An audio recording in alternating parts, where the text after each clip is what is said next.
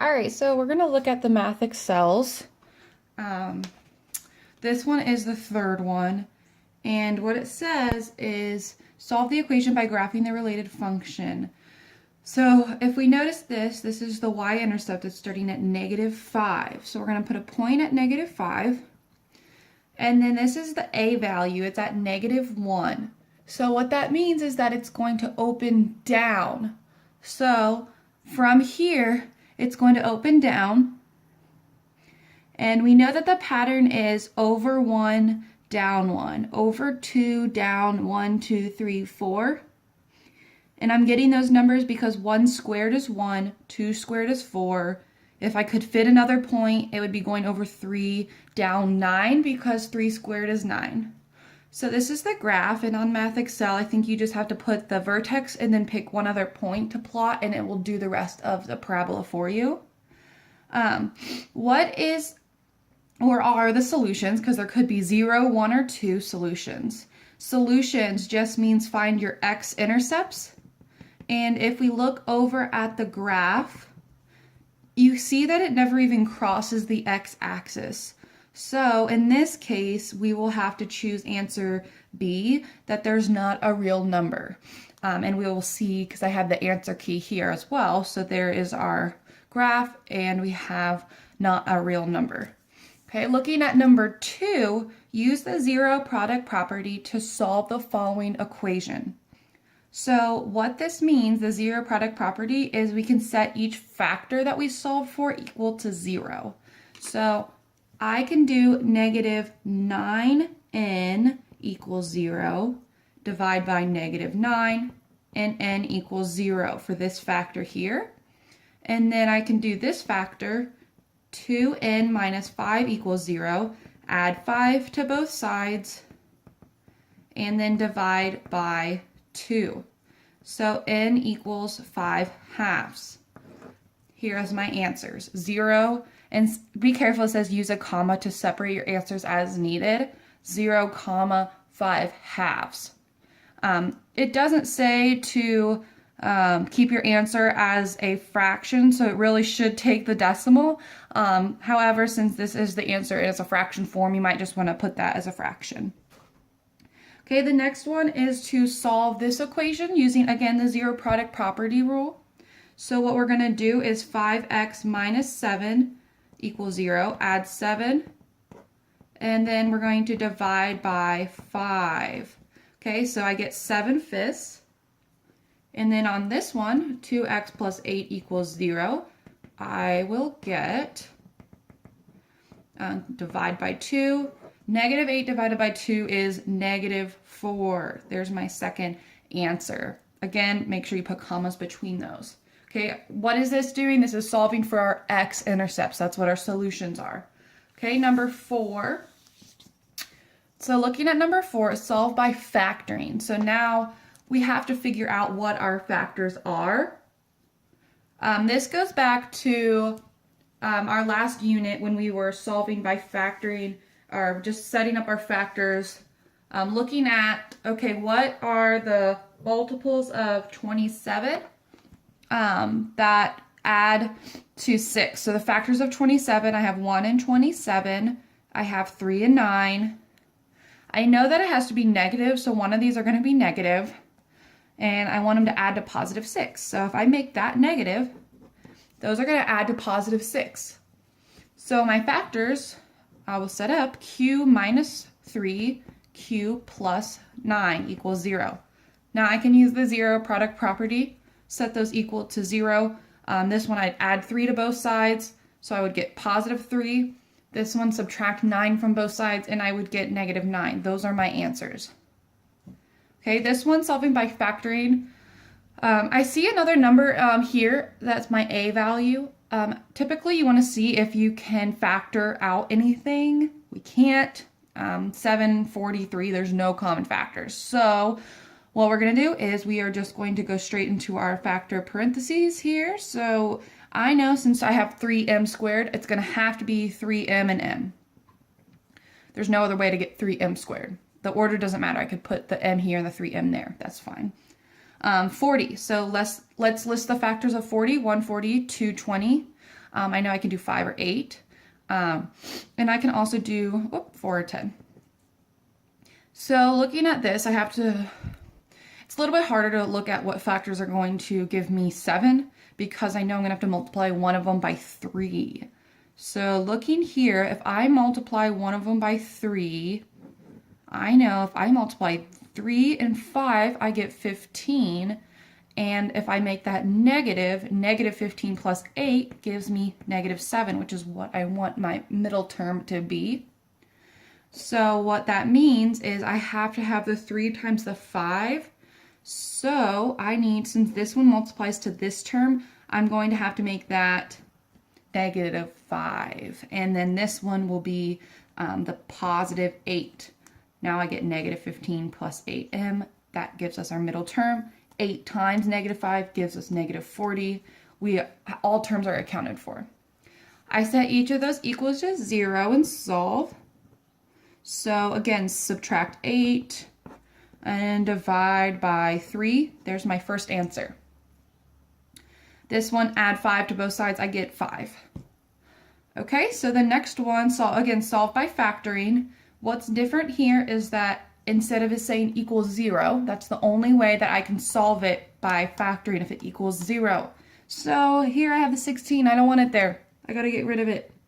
So in order to get rid of it, I subtract 16 from both sides. 5t squared minus 16t minus 16 equals 0, because those cancel out to 0. Now I can factor this. 5, I know it has to be 5t and t. Again, I know this has to be a negative number, so one of those is going to be negative, one's going to be positive. So let me write out the factors of 16, 1 and 16, 2 and 8, 4 and 4. So now if I look at them, I need to figure out how I can make the difference 16. I know it's difference instead of adding because of the subtraction sign, subtraction difference. One of them is going to be multiplied by 5. If I pick that one, 4 times 5 is 20 and 4. So again, I want negative, so I'm going to have to make that one negative. Negative 20 plus 4 is negative 16, so that factor works. They're both 4, so it doesn't matter where I put them. But which one do I make negative? Well, I want it to be negative 20. So hopefully you're thinking put the minus here. Put the positive there. Now I have negative 20t plus 4t, which is negative 16t. 4 times negative 4 is negative 16. So when I solve those, add 4 to both sides, get 4. On this one, I would subtract 4 on both sides and then divide by 5, and I would get my fraction negative 4/5. Okay? So now we get to some word problems. So let's look at what they're asking for. It looks like I see area. Area of a rectangle, I know, is length times width. So it tells us that the length of the rectangle is, just translating this, whenever you see the word is, it means an equal sign. I'll let length be L. So it's saying L equals 6 centimeters less than its width. So if I have the width, I have to take off 6. Okay, it's not 6 minus W, it's 6 centimeters less than its width. So W minus 6. So if I know that the area is 112, A equals length times width. 112 equals length, which I know is 6 less than the width. The width is the width. So my equation becomes 112 equals W minus 6 in parentheses times W. I need to distribute in my W. W squared minus 6W. And the only way I can solve this is if this equals what? 0. So subtract 112. When I do that, I will get 0 equals W squared minus 6W minus 112. My coefficient for A is 1, which is nice because then I know it's just W and W. Now, since these are the same coefficient, I can go ahead and just put my plus or minus in. I know that I need to figure out the factors of 112. That's going to be a difference of 6, which I know is 8 and 14 for my factors, instead of listing them all out because there's a bunch of factors. Again, if you didn't know these off the top of your head, what you would do is take your calculator and do like 112 divided by 2. See if that difference is 6. Divide it by another factor and just keep trying them until once you do 8, if you divide that by 8, you'll get 14. Hey, the difference is 6, so you know that that would work. We want this to be negative, so I need to make the larger number negative. And then when I solve this, I'm going to subtract 8 on both sides here, add 14 on both sides. So my width could be negative 8 or 14. Okay, now this is it's really important. Word problems, you can't have a negative value, so we have to have our positive value. So this means that the width is 14, and go back up here, the length is W minus 6. So the length is 14 minus 6, which is positive 8. There's my answers. Just make sure that you put them in the correct order. So the length is 8 and the width is 14. And just double checking that, multiply those again together, that gives you the 112. So that would be the answer. Another thing too, since we figured out those factors, you really didn't even need to go through this whole process because you know, okay, these multiply to 112, this is 6 less than that. This satisfies everything in the equation. I didn't really need to do all that, but in case I couldn't just get that using guess and check and just using our knowledge of factors, this method always will work.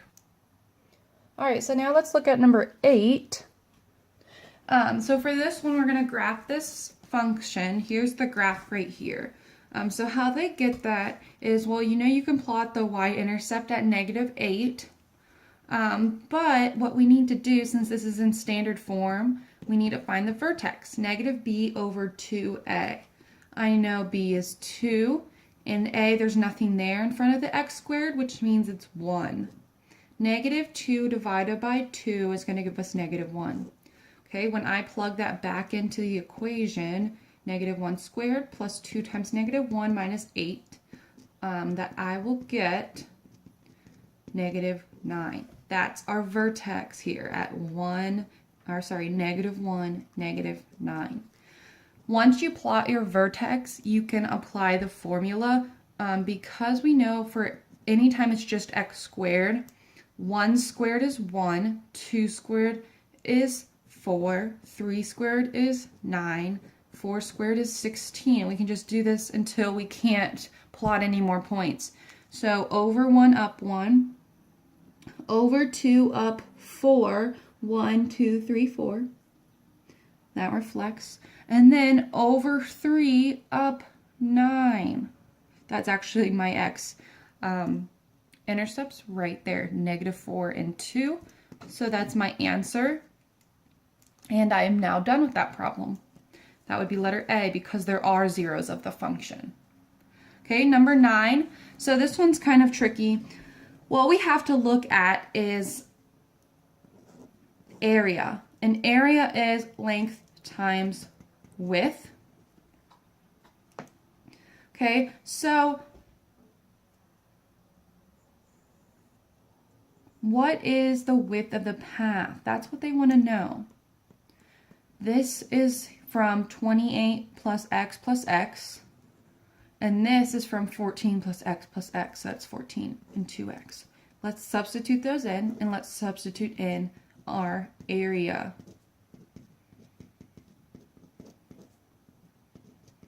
All right, so now what we're going to do is we're going to distribute. Some of you might have learned it as FOIL. It is just double distribution though. We're looking at what's 14 times 28. I know that 28 times 10 is 280. And I know that 28 times 4 is 112. So 28 times 14 will give us, just adding those together, I will get 392. Now this times this, I get 28x. This times this, I get 56x, and that times that, 4x squared, because 2x times 2x is 4x squared. Now I could combine the middle two numbers because they both just have an x. They are like terms. Okay, now in order to solve this for my solution, my zeros, what is the answer here? I have to have this equal to 0. So what we have to do is subtract that from both sides. And now I will have 0 equals, I know 6 minus 2 is 4, 17 minus 9 is 8. So now that will be a 10 minus 3, which is 7. And since this bigger number is negative, that means that my answer is negative. Now, this is going to be really difficult to factor unless I remember that I can take out the greatest common factor when I'm solving these. It's going to make it much easier. The greatest common factor between all of these is a 4. So, and I'm just going to go ahead and move the order around into standard form. So x squared I'll write first. When I divide that by 4, it'll get 21x. And when I divide that by 4, I will have negative 196. All right, and now I can factor this. So I know if I use the factors of 196, if I use 28 and 7, their difference is 21. I want it to be positive, so that one will be plus, that one will be minus. So I'll have x and x, and then I will have minus 7 plus 28, just carry down the 4, equals 0. This 4 doesn't have anything to do when it doesn't affect when I set these equal to 0 and solve them. Because I just set this factor equal to 0 and I will get negative 28. I set that factor equal to 0 and I get positive 7. Again, I am working with a word problem, so I cannot have a negative length, so that automatically cancels that one out. Again, is this the length or the width? Well, it doesn't really matter because they're all the same. So your answer regardless would be 7 meters. All right, so the last problem in this section is number 10. Find the coordinate of the vertex in the axis of symmetry. This one is an easy problem because there's no b value. It's almost like writing x squared plus 0x plus 8. There's no middle term. That automatically will make, and you don't even need to do this formula, but I'll show you, negative 0 over 2 times 1. Well, that's just silly. That's just going to give us 0. So my vertex is at 0, 8, because when I plug in 0, 0 squared plus 8, I get 0. Or, sorry, 8, because 0 plus 8. And then the axis of symmetry is x equals 0. This is just a parabola shifted up 8 units. There's my vertex. It's also my axis of symmetry. And it's also my y-intercept. And there you have it.